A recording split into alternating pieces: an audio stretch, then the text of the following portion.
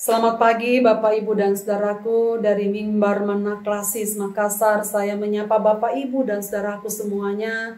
Semoga pada pagi hari ini kita semua sudah bangun dengan sehat dan segar untuk siap memulai aktivitas kita di hari ini. Rindukah Bapak Ibu dan Saudara sekalian diberkati oleh Tuhan, oleh firman-Nya sebelum kita memulai aktivitas di pagi ini? Untuk itu mari kita berdoa. Bapak Surgawi, terima kasih banyak untuk pertolongan-Mu yang begitu besar kepada kami. Kami sudah bangun pada pagi ini dengan penuh kekuatan baru dan bersiap untuk melanjutkan hidup kami dan mengisinya dengan berbagai aktivitas kami masing-masing. Bapak Surgawi, kami datang kepadamu memohon belas kasihan-Mu. Jumpailah kami dan kuatkanlah kami dengan sabda-Mu, supaya sabda-Mu ini mewarnai seluruh perjalanan hidup kami di sepanjang hari ini. Ya Roh Kudus, bimbinglah kami untuk membaca dan merenungkan firman-Mu. Sertailah kami ya Tuhan. Di dalam nama Tuhan Yesus kami berdoa. Amin. Bapak, Ibu, dan Saudaraku, mari kita membaca Kejadian pasal 12 ayat 1 sampai ayat yang ketiga demikian. Berfirmanlah Tuhan kepada Abram, "Pergilah dari negerimu dan dari sanak saudaramu dan dari rumah bapamu ini ke negeri yang akan kutunjukkan kepadamu. Aku akan membuat engkau menjadi bangsa yang besar dan memberkati engkau serta membuat namamu masyhur, dan engkau akan menjadi berkat. Aku akan memberkati orang-orang yang memberkati engkau dan mengutuk orang-orang yang mengutuk engkau, dan olehmu semua kaum di muka bumi akan mendapat berkat." Bapak, Ibu, dan Saudara sekalian, apakah arti mengikut Tuhan? Mengapa Tuhan memilih Bapak, Ibu, dan Saudara sekalian untuk menjadi umat-umatnya? Apakah maksud Tuhan atas kehidupan kita sekalian? Saudara, Abram dikenal sebagai salah seorang tokoh iman di dalam Alkitab kita. Bahkan menjadi tokoh penting dalam 3 agama besar di dunia. Agama Yahudi, agama Kristen, dan agama Islam. Saudara, Alkitab menjelaskan bagi kita, ia menjadi tokoh penting dalam sejarah kerajaan Allah oleh karena sejarah umat Allah, kisah umat Allah berawal ketika ia dipanggil oleh Tuhan, meninggalkan negerinya Ur Kasdim menuju ke satu tempat yang ia sendiri tidak tahu. Saudara sekalian, pada waktu itu Abram sudah berumur kurang lebih 70 tahun. Umurnya sudah mendekati tua sebenarnya, saudara sekalian. Ayahnya Tera baru saja meninggal. Sehingga tradisi pada waktu itu mengatur anak pertamalah yang akan berhak atas seluruh peninggalan atau warisan ayahnya. Itu berarti, saudara sekalian, pada waktu itu Abraham punya segalanya. Ia berbahagia di tengah-tengah keluarganya, di kampungnya sendiri, di tengah-tengah orang-orang yang mengasihinya, dan tentu di dalam kecukupan. Tetapi saudara sekalian, dalam situasi ini Allah meminta dia untuk melepaskan dan meninggalkan semuanya. "Pergilah kamu, tinggalkanlah rumahmu, dan mengikutlah ke dalam panggilanku." Demikianlah kata Tuhan terhadapnya. Saudara, ia dipaksa oleh Tuhan. Walaupun saya tahu bahwa Abram mulanya tidak terpaksa untuk berangkat, tapi dengan sukacita ia bersedia untuk mengikuti panggilan Tuhan atasnya. Ia rela meninggalkan kehidupannya yang semua serba cukup itu dan memulai tatanan hidup yang baru yang belum nyata di depan mata. Ia rela meninggalkan semua yang sudah kelihatan menuju tempat yang belum kelihatan, dan semua dalam keadaan yang belum pasti. Saudara, jelas bahwa pada saat Abram keluar dari rumahnya, meninggalkan segala sesuatunya, Abraham menjawab dengan taat. "Ya Tuhan." Ia berangkat karena Alkitab mengatakan, lalu pergilah ia. Saudara sekalian, disinilah keistimewaan Abraham bagi saya. Karena mudah bagi kita untuk berangkat ke negeri yang kita sudah tahu alamatnya dan tujuan apa kita ke sana. Tapi Abram tidak diberitahu mengapa ia harus pergi, kemana ia harus pergi. Tetapi Abram mengikut apa yang Tuhan kehendaki baginya. Tanpa pertanyaan, tanpa negosiasi, ia mengikut. Saudara sekalian, dari kisah Abram ini kita dapat belajar bahwa mengikut Tuhan itu berarti bersedia meninggalkan zona nyaman hidup kita sebagai manusia.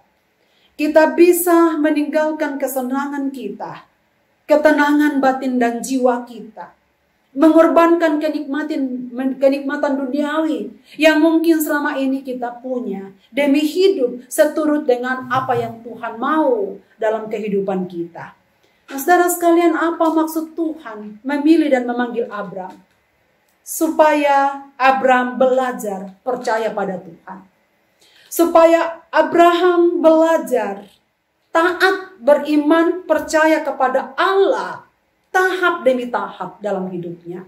Saudara, Ur Kasdim adalah kota, daerah penyembah berhala yang tidak mengenal Tuhan. Dan karena itu Tuhan memilih dan menguduskan Abram, mengasingkan Abram, memisahkan Abram, supaya Abram akhirnya dapat mengenal Dia yang memilih dan memanggilnya.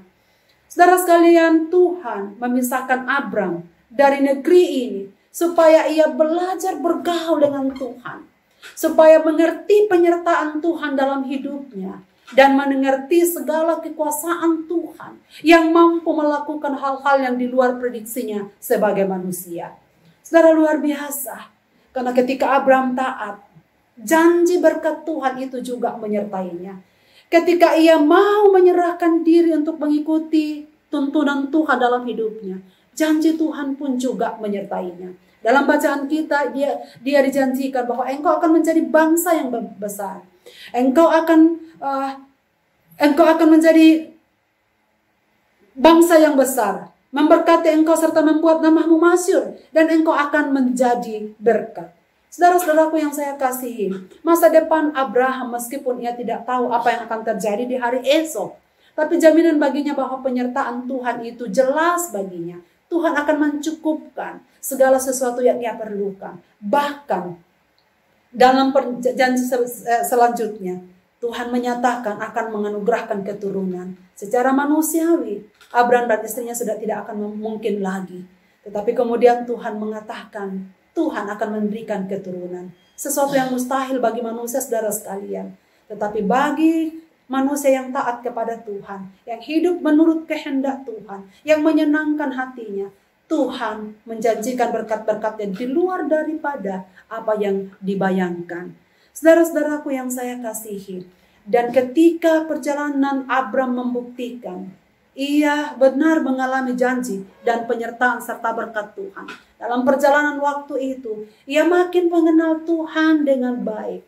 Dan kemudian Tuhan mengatakan, ia akan memberkati dia. Nah, saudara, apa yang ingin Tuhan lakukan di atas semua berkat-berkat Tuhan dalam hidup Abraham? 2 kali dalam bacaan kita dikatakan, supaya engkau menjadi berkat.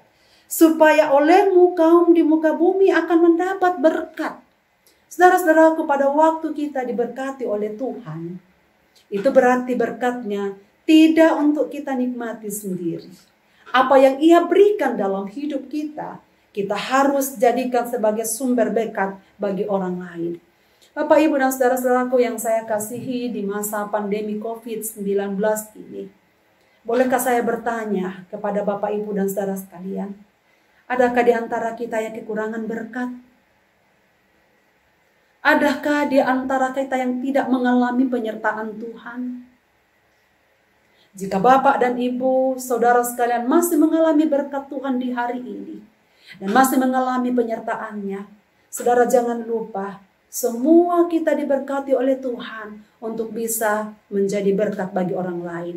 Dan karena itu, sepanjang kita menerima kasih sayang Tuhan, sepanjang kita masih bisa menerima berkat-berkat Tuhan dan mengalami kasih setianya, sepanjang itulah kita harus mampu menjadi berkat bagi orang lain. Kita harus bisa membuat orang lain untuk makin menerima berkat dan merasakan kasih Tuhan dalam kehidupan mereka masing-masing melalui kita. Allah tak pernah memberkati hidup kita hanya untuk berhenti pada diri kita, saudara sekalian. Ia mau semua orang yang Tuhan percayakan dalam hidup kita juga mengalami berkat dari Tuhan.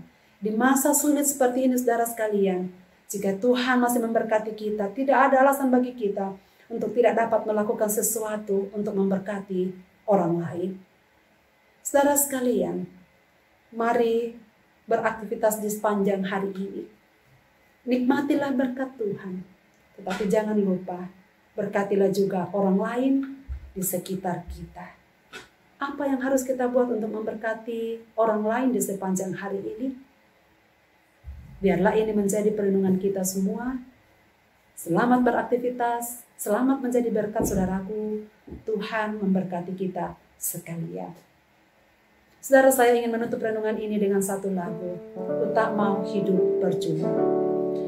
Ku tak mau hidup percuma, tiada hasilnya. Tolong ku giat Tuhan, gunakan tiap waktu menyenangkan hati Tuhan. Inilah doaku, asal Tuhan kuatkan, ku mau setia selalu. Saudara sekalian, biarlah pujian ini menjadi doa kita bersama. Mari kita untuk menjadi berkat, tidak hidup dengan percuma. Mari berdoa. Bapa di sorga, terima kasih banyak untuk firman-Mu yang kami renungkan di hari ini. Sebagai anak-anak Abraham, sebagai umat-umat pilihan-Mu, Tuhan pun menyatakan berkat bagi kami, sama seperti yang Engkau nyatakan bagi Abraham.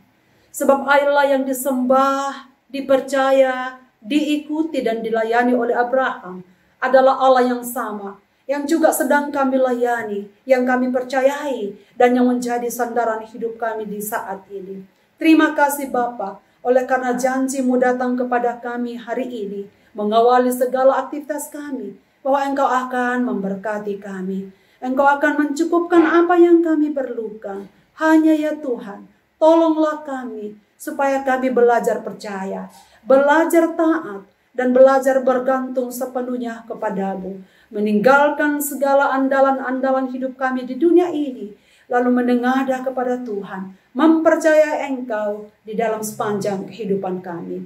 Bimbinglah kami semua, bimbinglah seluruh umat-Mu untuk menjalani aktivitas di hari ini. Biarlah kami mengalami penyertaan Tuhan. Di dalam dan demi nama Yesus Kristus Tuhan kami menaikkan doa ini. Amin. Tuhan memberkati saudara sekalian. Amin.